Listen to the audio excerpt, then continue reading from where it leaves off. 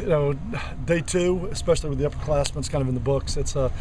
This morning's totally different than tonight's going to be this afternoon, because this afternoon there's going to be a whole lot of teaching. Everything's going to go a whole lot slower. We got to spend a whole lot more time just teaching the younger guys how we do things, just how we line up and flex, how we get started for practice with our get right drills, how to do all the little things the right way. And you know, with them having, I think it was good that they were able to kind of get thrown to the fire yesterday. And as I keep saying, it's kind of like drinking through a fire hose when you throw everything at them and they're overwhelmed.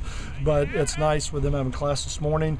They can go do all that and then come out this afternoon, and we're going to be able to go at a much slower pace, much more of a teaching pace, but they were able to go yesterday, so they understand what's expected of them. But I think the upperclassmen, I really feel, as we keep talking about what's the difference between this year and last year, this morning, I don't know that we had a practice that organized, that where everybody knows what to do, where to go, what's expected, what they're doing on both sides of the ball. I don't know if we had a practice that sharp all last year.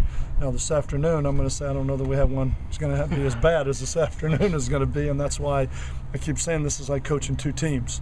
You got guys that have been here for a couple of years, and then you got these freshmen that we got to turn and that we got to bring along. So, but love the attitude right now. Love the way we're working. We're pushing them. We're taxing them. And there's a lot of things that we still got to get done. But like I keep saying, depth is probably the biggest issue right now in this football team, and the biggest concern I have as we get ready to go into a season.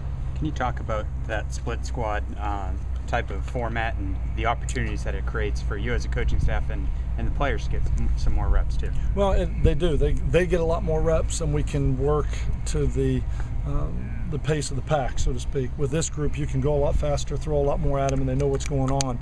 That group this afternoon, it's going to be, I mean, we're in the 2+2 is 4 mode. You know, we're moving slow. We're going to do a lot of teaching this afternoon. I think it's needed.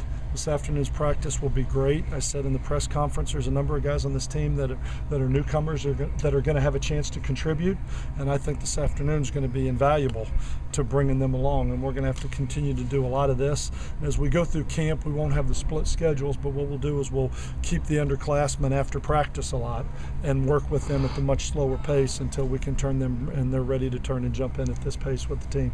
Coach, a lot of the offensive players are talking about tempo and just feeling a quicker pace out there at practice. Is that something you guys have done since just this fall, or is it something you guys had in mind in spring even? You know, what we're trying to do is prepare them as much as anything what they're going to get during the course of the season. I would expect that we're going to get some of that at Notre Dame. I know with Todd Graham and Dana Holmgren, I know playing Tulsa and Houston the last couple of years, I know the tempo we're going to get, and we need to see it. We need to understand what it is. You can't get ready for that tempo on game week. You can't decide during the week of a game we're going to do it. So we are pushing them a little bit more. We're taxing them a little bit more, and that's why I said we're making them think. It's got to be quicker. We're trying to get them out of their comfort zone a little bit with where we are. Probably helps the defense as much as the offense. Well, it is really designed. It's really built for the defense, because right now as an offense, it's not what we do. It's not what we've done. It's not who we've been.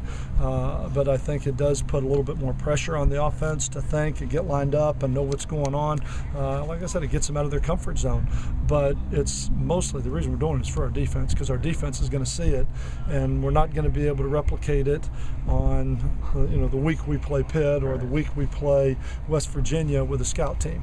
And so we need to turn and see as much of that as we can. It's always a lot easier to slow down than it is to speed up.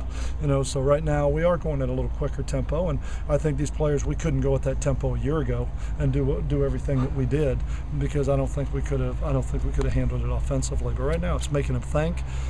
It's pushing them. It's getting them tired. I mean, it's been great work for us, but most importantly, it's for our defense. Coach, anybody catch your eye out there today? I think a lot of guys are doing good things. I mean, it's nice to see that big body of Shields. Evan Landy continues every day. I'm impressed with Evan Landy. Coach, you got... I'm sorry. I'm impressed with Evan Landy every day just because of what he brings to the table. He's smart. He works hard. He's determined. He's just a football player.